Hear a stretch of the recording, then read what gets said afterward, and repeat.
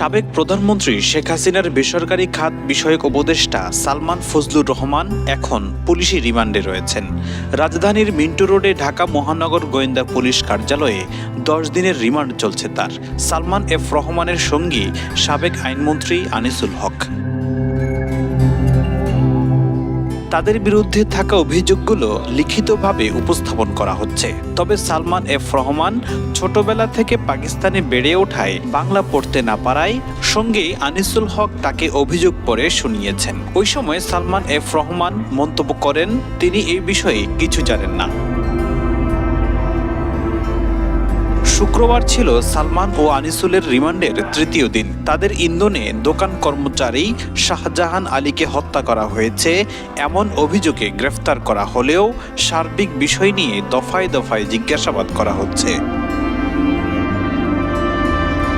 তদন্ত সংশ্লিষ্ট সূত্রে জানা গেছে, শুক্রবার দিনভর ডিবির শীর্ষ কর্তারা নিউ মার্কেট থানার ওসি ও হত্যা মামলার আইও ডিবি কার্যালয়ে সালমান ও আনিসুলকে জিজ্ঞাসাবাদ করেছেন।